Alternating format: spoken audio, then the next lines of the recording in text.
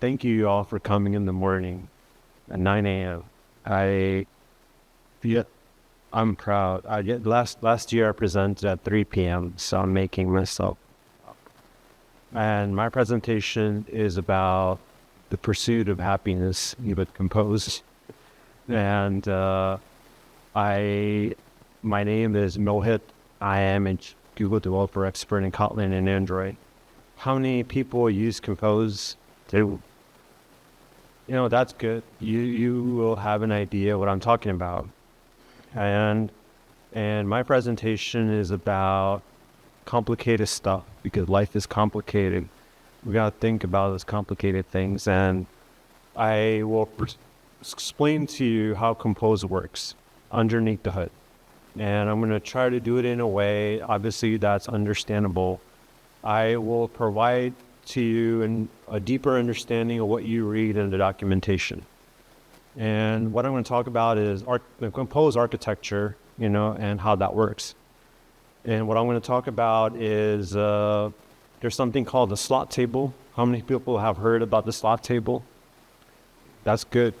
There's something new to learn here. So, and how it works. And I'm going to talk about recompositions underneath the hood. And I'm going to also talk about how IR code is generated. Those are lots of terms that you may not have heard of. There's a bonus in this presentation if there's time, which is at the end of this presentation, I'll share my screen and I'll walk you through the actual Compose source code, answer any questions that you have, and explain to you in detail how things work by live coding. God help me. What is the purpose of understanding Compose underneath the hood? And the purpose is that you could create tools and libraries when you understand Compose with it. You could leverage it for so many different things, and I'll show you examples of what people have done.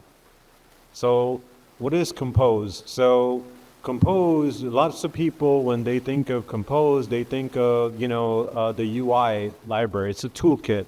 But actually it's not really. Toolkit is what's built on top of it. And you could use Compose for many, many different things. At the bottom layer is actually, it has nothing to do with UI. But you could build different things on top of it. So when you look at what Compose does is that it knows how to manage a tree of nodes. If you remember data structure, that you have a tree right there with a root node, and what those nodes right there represent could be rows or columns or anything that you want. And what Compose knows is how do you modify this tree when something changes. Like imagine you're swapping a row or a column. It has to be able to do this fast, efficiently, right? And so there are, what these nodes represent could be based on things on context. So there are people that have built libraries on top of this, like Molecule. How many people use Molecule? Oh, obviously. So I use Molecule in production. Molecule is a library that allows you to use Compose, not for UI, but is in your business layer, like in your presenter. And some people use it in their view model. So, and here's an example of using Compose not for building UIs. How many people have heard of Circuit by Slack? That's good. That uses Compose. That's built on top of this pattern. And what it allows you to do is allows you to design your business logic inside a composable function. So you have a composable function that has logic to figure out the state. And whenever the composable function recomposes, it pushes to that state flow. So in this case, you know how rows and columns, this is a different use case, and for using Compose. So there are people that have built libraries, like there's a library called Mosaic. That's using, if you want to build terminal apps with Compose, you could do that. And you could use it for server-side rendering. So a good article that my previous colleague wrote was basically this is a good article that explains the conundrum. The problem is that when people think of Compose, they think of UI, but there's a distinction between those things when you think about it at a granular level at the architecture. So I recommend checking out this article. So the other part about the benefit is that what I'm going to explain to you is more about the mental models. I'm going to introduce you to mental models of how to think about things in a different way, how things work underneath the hood. So knowledge is power, and those people who made those tools, they had this knowledge of how to hook into Compose. They're able to build them. So how does the Compose source code structure look like? How many of you have cloned the Android open source project? So what the Android open source project, all the Jetpack libraries source code is in there, and Compose source code for the runtime is in there. That's what that box represents, all the components that are in there. And then there is another, these are all the important components that go into play, when things happen. There's another library where you have the JetBrains Kotlin repo. That's what that box represents. And what it has is the compiler plugin. So what the compiler plugin does is that it hooks into the runtime. So you may have heard that when you write your Compose codes, it basically goes through a process where it gets transformed, and there's parameters that get injected to it. And there's a purpose to all those things. And what it's meant to do is to hook into those components on the other side, the runtime. And there's a purpose basically to do that. There's a purpose for that. So what does the architecture look like? If you stand on top of a building and you look down, when you look at Compose architecture, it looks like a subway map. I like subway. So when you look at that, so this is an internal library. So when you think about architecture, client engineers, when they think about architecture, they think about it like with clean architecture or use cases. But this is a different world where you don't have that type of architecture. Architecture here, it uses basic object-oriented principles, like all these components have a single responsibility. When you think about how do you look at a complex architecture that you don't know about and you want to understand it, in this architecture, all these boxes are components that have an API. They're all communicating with each other for a specific purpose, and I'll explain that purpose. This is a library. When you build libraries, it has to have an entry point for people to hook into. So Compose UI and all those other libraries, they hook into that composition object right there. And I'll show you how they hook into that. So when you try to understand this architecture, what is the most basic level? What does Compose do? Your app starts up at the bottommost level. No matter what you do, what's happening? The bottommost level is a slot table, and it has a purpose to it. So what is the purpose of that table? And this is where the magic comes in to understanding what is the problem we're trying to solve with Compose.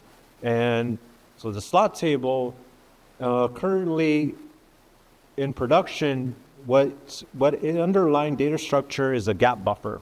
That's what's in production right now. But the compiler team is led by people like Chuck. There's also a guy named Andrew Bailey and Leland. The team has been working on improving the performance of Compose. That's where Compose is right now. So what this is open source. This is like equivalent to a GitHub PR called Garrett. And what this does is that they opened this PR, which is in work in progress. What they did is that they implemented this thing called a slot table. They tried different implementations to test the performance. They did benchmarks, and you could look at those benchmarks. And they tried to find a better implementation that's going to give you much more performance. So what they did is that this is the PR that's open. This is something that's in the progress right now that you could look at. And I want to give a shout out to Andrew. Andrew works on the compiler team, and they opened up this PR, which re-implements the slot table in a different way. And I'm going to explain to you what that different way is, what is the mental model of it. Now, when this gets merged, or if it gets merged, you won't have to worry about it. As a client engineer, you'll get out-of-the-box performance optimizations. So, I recommend checking that out. I recommend setting up notifications on this repo because it lets you know like what's being out there. So when you look at this, now let's take a step back. What is the problem that Compose tries to solve underneath the hood? So as I said to you, Compose looks at a tree of nodes, and these nodes could be columns, rows, if it's UI, could be anything. And what is the problem that I need to do? So when you're like in Compose UI, your app starts up, what happens in that first round of composition? When you think about it, there are things that I need to record about this tree.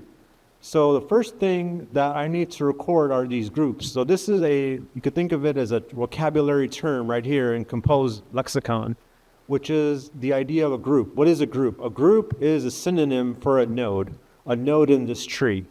And what I need to do, my goal is to track the relationship between these groups. So you can see that a parent could have a child.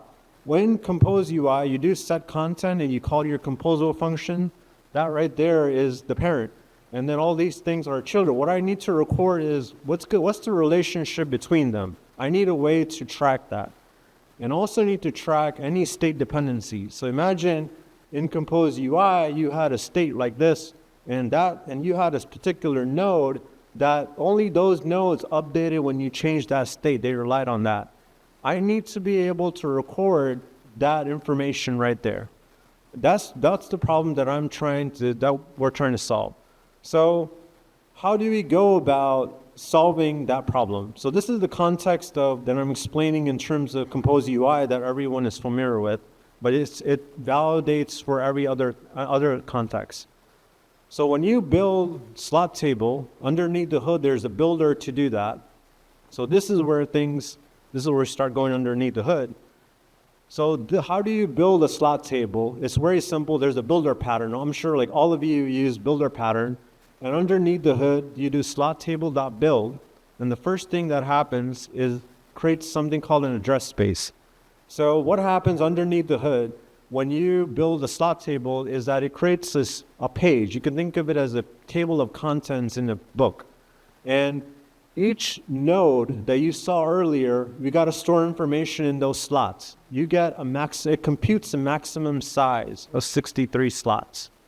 And now you think about it, you don't want your app to slow down, right?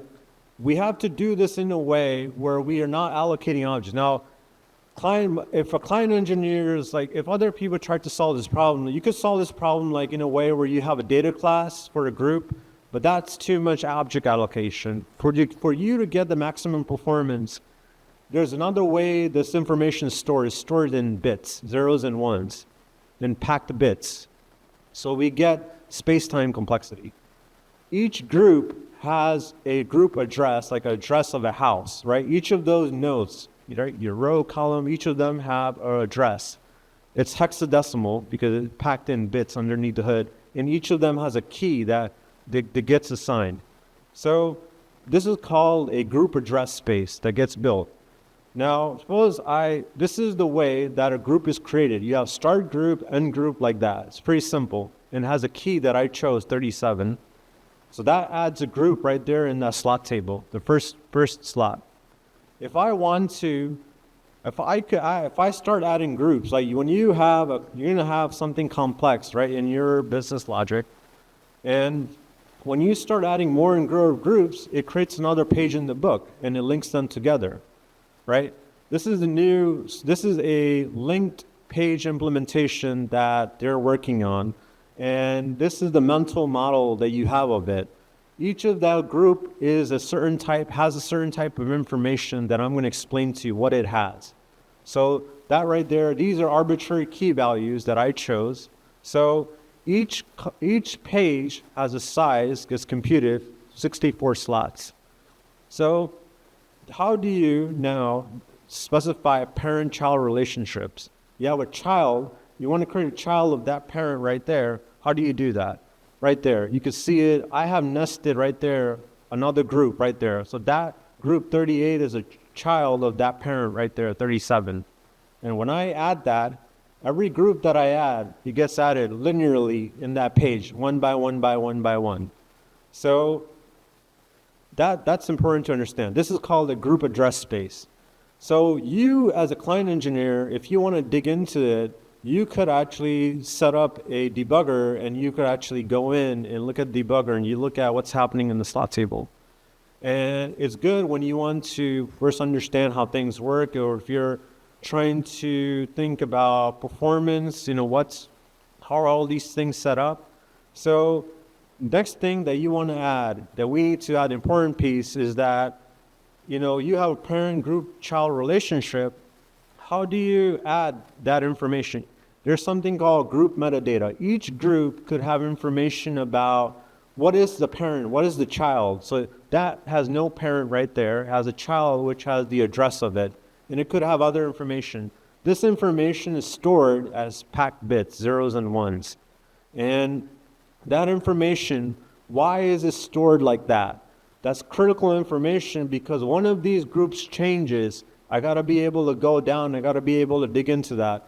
You click on a button and some composable needs to recompose. I got to find the group for that button, for that composable, and go to it and update that information. There's a purpose for that. This is the mental model of it.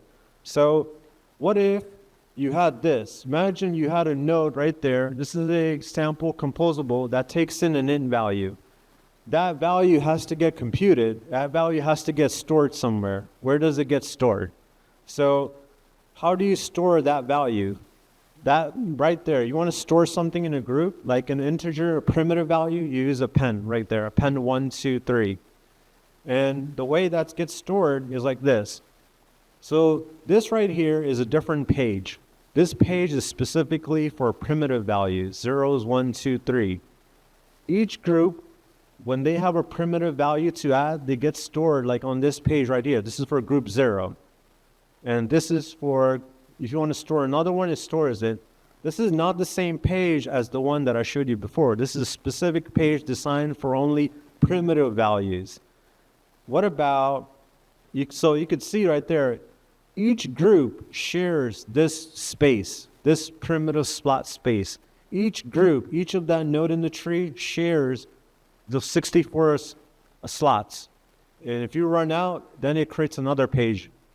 So that's how things work. It's a shared, basically, page. It's kind of like virtual paging. So the group metadata right there, you can see primitive slots. And the purpose, what is the purpose of that? The purpose is that if that value changes, I need to be able to traverse down, figure out what that change is, and then change it right there. So I need to be able to track state, right?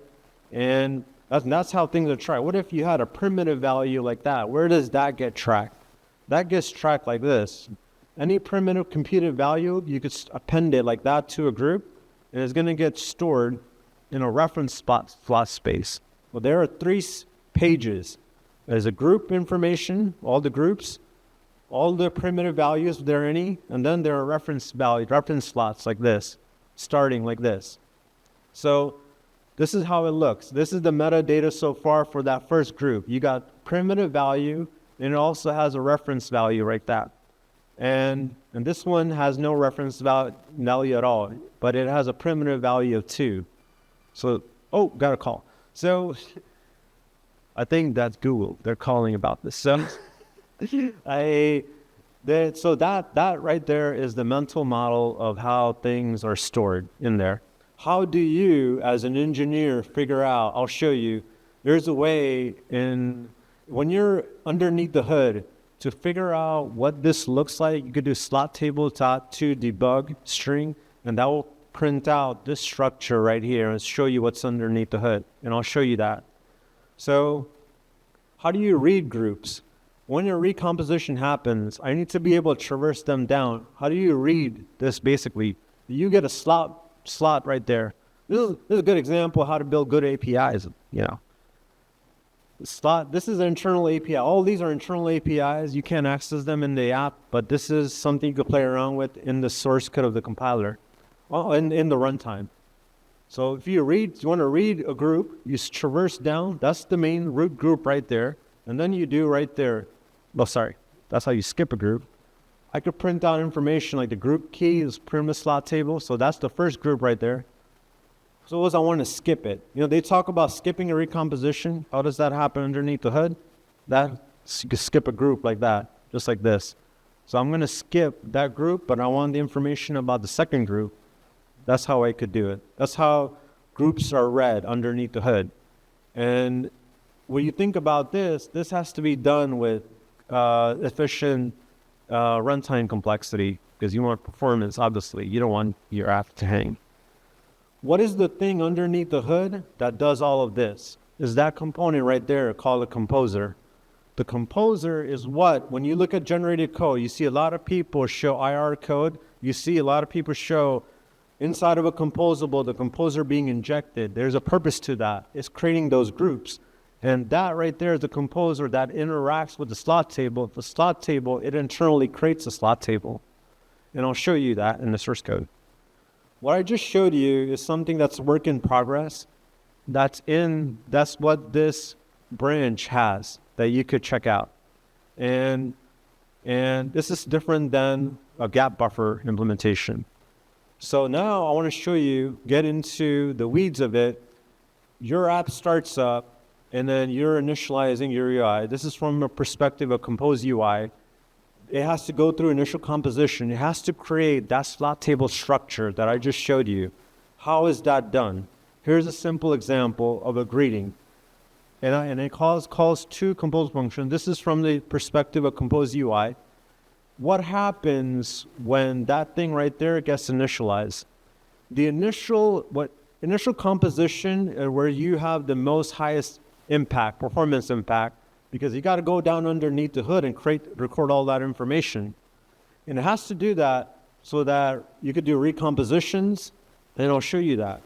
So there are 3 goals to doing initial composition. I want to be able to create a slot table with all the groups, and I'll share with you what this means. I got to hook into the snapshot system, recompose. These 3 goals have a purpose to make everything work. And this is the architecture, what it looks like. Compose UI, when you look at the source code, when you look at Molecule, they're all hooking into Compose through that composition object right there.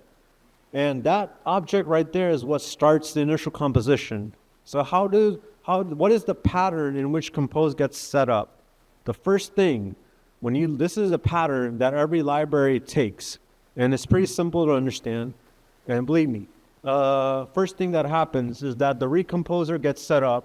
What does that method do? It has a big name. It's a suspending method. That right there hooks into the snapshot system. When you do mutable state and you assign a different value, you got to know, you have to know when that happens, because you got to go into that slot table and update what you need to update. That right there hooks into that. The recomposer is the component that I'm initializing there and hooking into the snapshot system. So it's kind of like a camera. You take a picture, and then you got to look at what's changing in that picture. So that's what it does. And what it does underneath the hood, it sets up an observer right there. And that's where recomposition, what does that change do? When you change a mutable state value, that change is what's going to get propagated. What's going to get propagated to you. Recomposer goes through states.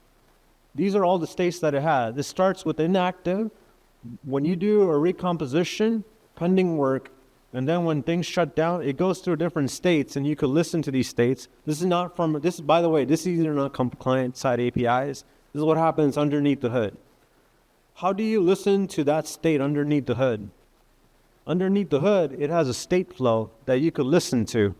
And this is how you could, I'll show you how this is good for learning, where you could over here listen to that state flow and figure out what changed, what are different states that it went through. And I'll show you that. And this is an internal API, by the way. There's something called in the compiler or run composer info that is going through. So this is the first step that all libraries do. The second step, this is an example of Compose UI hooks into that. I'll also show you how molecule hooks into that, which is a similar pattern, is right there. That set content, it triggers everything. I'll explain what that applier is. Creates a composition object, you provide your recomposer, then you kick the initial composition off. That set content right there, what does it do? It basically kicks off the initial process. And this is where this different world purpose, this is a purpose to this. This is the way purpose, there's a purpose to this where this different world comes in. This code right here, that plugin used to be in that repo. But now the good thing is now it relies on now it's a part of the JetBrains Kotlin repo. And what it does is that it generates this code right there. And right there, that composer right there, what I showed you there, there's a purpose to this is to create that group in the slot table that I showed you right there. Each of your composable functions that are restartable get that restart group created. And right, I'll explain what changes, but that piece of code right there, that's going into that slot table and creating that group. It has to do this for all of the composable functions. I'll explain what this is, but look at this. Inside of that if, I'll explain what that is later. That's where the content of that thing is, content of your composable function. I'm able to skip this group if I need to. Look at this. User bio, I'm passing in the composer from one composable function to another. Why am I doing that? I'm going to explain to you that. What the plugin does is that it takes that piece of code, it feeds it to transformers, like in LLMs, feeds it through transformers, and it outputs that generated code. It's called IR. And these are the two important ones, composable function body transformer, and I'll show you the source code for that. It's very simple. It's very well documented. These are the two ones. Compose functional body transformer figures out everything that I just showed you. And the other one has to do with stability, has to do with recomposition. So I won't talk much about that. If you as a person want to learn how this works by logging things, that's a great way to learn this. Inside of the plugin, there is a utility. This is a testing utility inside of the compiler. This is not an external API. What inside of the Kotlin compiler, when you check out that repo, you'll see examples of files that have composable functions that you as a client engineer would write. This utility is able to take that and give you back that IR code, and it feeds it through all the transformers. And that's how testing works. And you could use this to learn about how that code gets generated. So this is a facade pattern. So and it spits out this piece of code right here. So the first goal is to create the slot table. How does that happen? So this is how that set content kicks everything off. And there's a purpose to all of this where that entry point is talking to the composer. It's telling you, I need you to now create this data structure. The first thing that it does, if you debug this in your debugger, you'll see that it creates a root group, and that root key is hard-coded to a hex value of 64. Key is 100 in decimal. And as a group 0 address, that's the root group. And then the next thing that it creates is another group like this. This is the child group of that. And what that group has is a hard-coded key of 1,000. These are groups that always get created.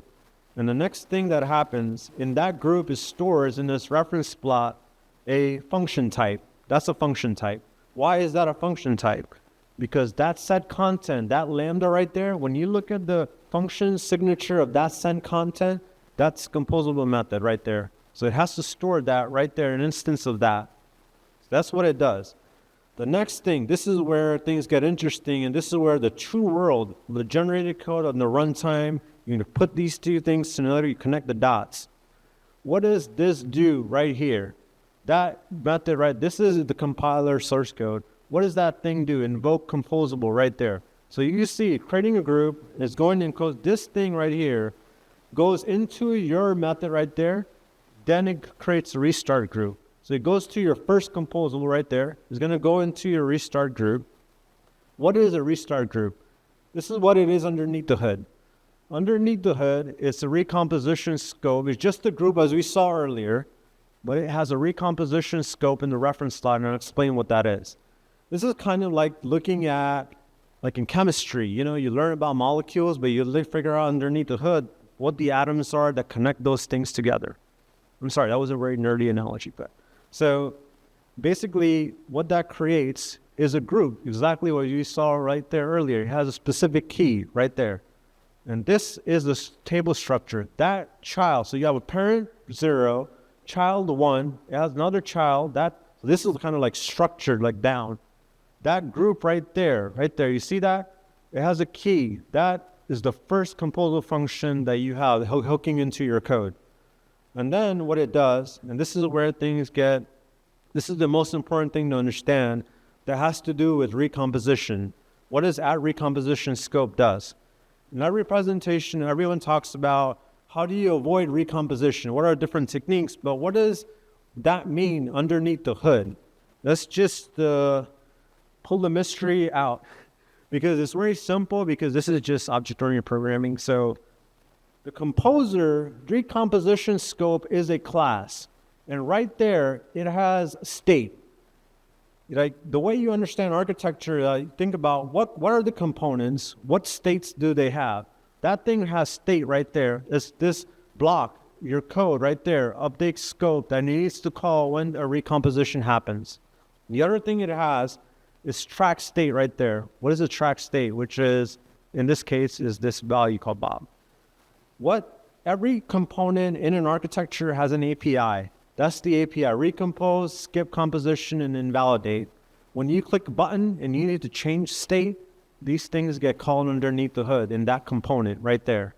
So what happens is that it creates a instance of that class. What is the purpose of adding that group?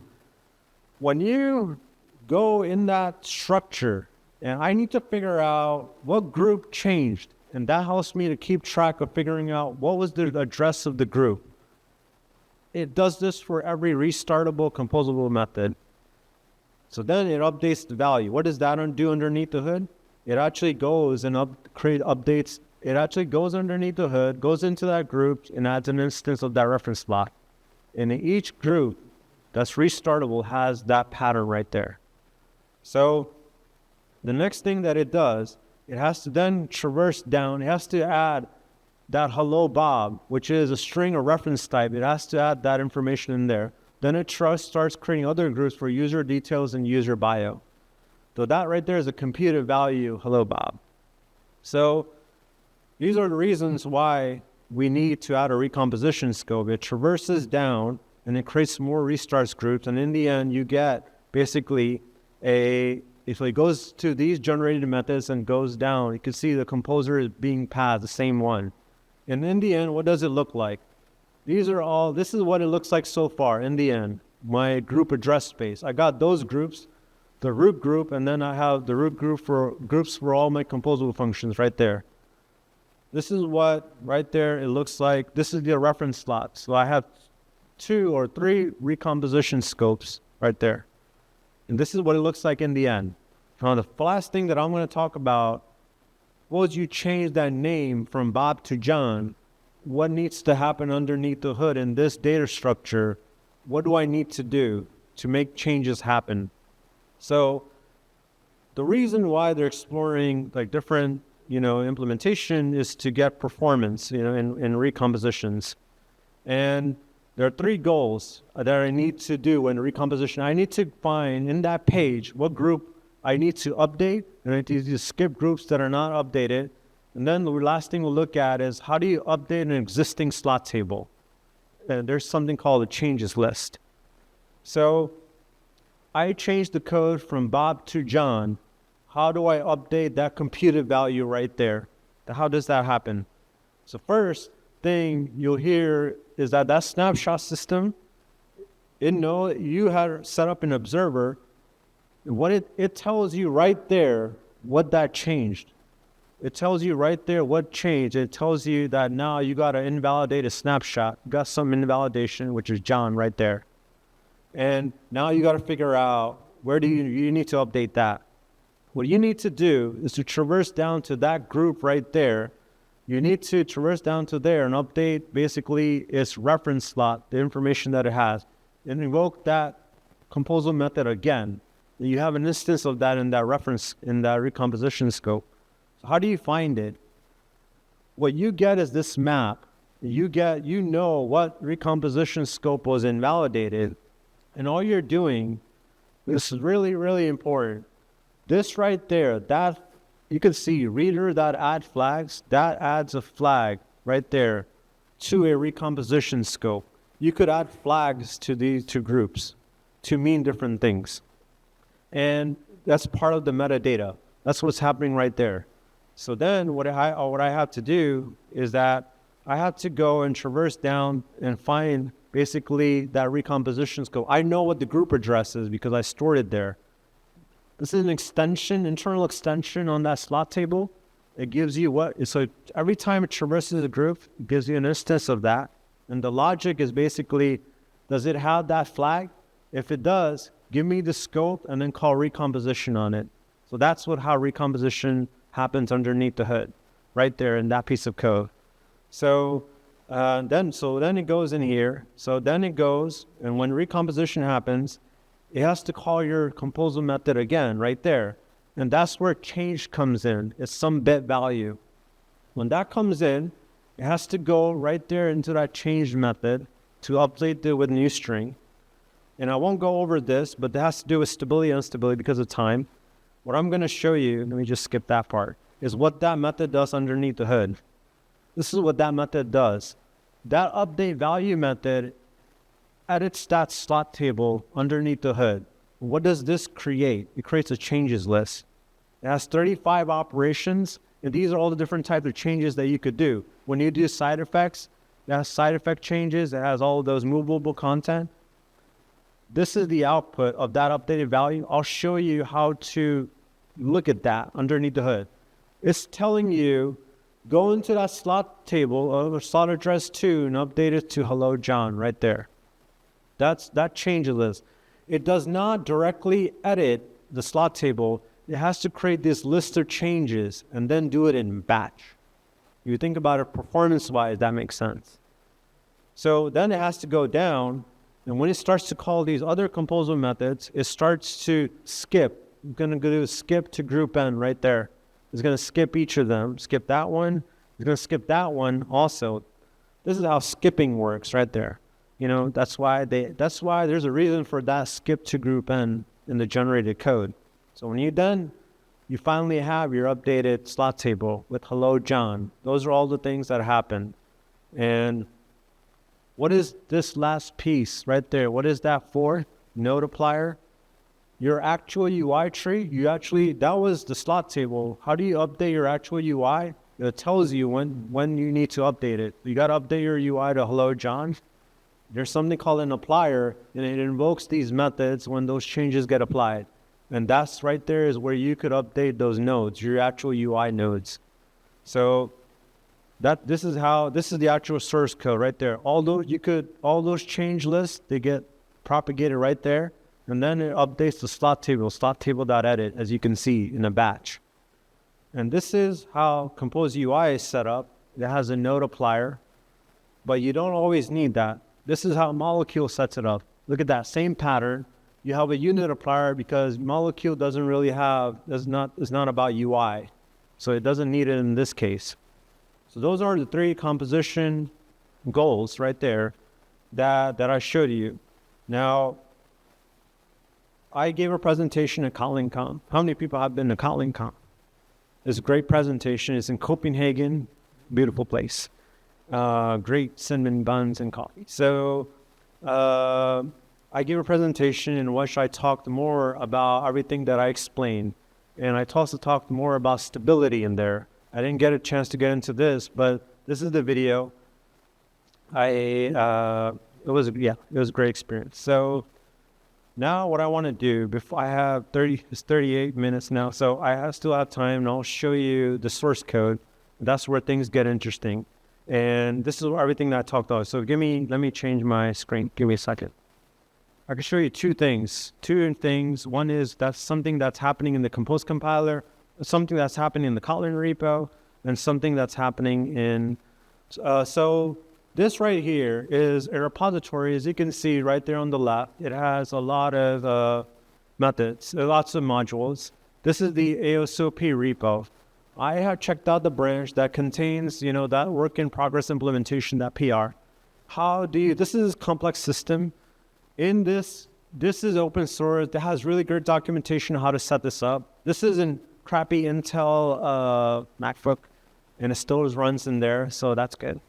And when you check out this repo, there's a tool that opens up this Android Studio with the Compose code loaded. And what this is, the way you do that, you do /studio W and you do Compose. And when you do that, it will open up this Android Studio. So when you look at the best way to understand things is to write tests. Not everyone writes tests. People should write tests. Especially at this level, it shows you different behavior. That right there, so you can see, are simple changes. So this right here, this is code that I added, where this is very simple tests, where you have this simple composition right there. You see right there text. And the way you're testing is that you don't expect any changes. So this test will fail because obviously I'm changing it to Robert right there. So how is this set up? This is this test right here. One more thing. This is a functional type of test. There are no fakes in here. That means that when this thing gets created right there, so let me show you. Oh my, you can see. Oh my God. This is when you have an extended monitor and things, So look at that. You see the same pattern right there? How that Compose is set up that I showed you? No, in this example, it has to do this with a mock view, not a real view. And this is how it's setting it up. You could see that view applier is just a simple mock, but it's creating an actual recomposer in there. So you could see that right there. What I have done just to learn this is that there's a recomposer that I set up right there. Let me just zoom in. And this thing right here gets called anytime I do recomposition. So in this thing right here, when this thing happens right here, see when this thing happens, when I go right here, the state is going to change right here, as I showed you before. This is the recomposer right there. So when this right here, let me show you. There's a art to understanding complex systems. So when you do this often, you just get used to this. But in the beginning, it looks very complicated. But when you look at, let me show you right there, this right here. Oh my God. I'm getting nervous.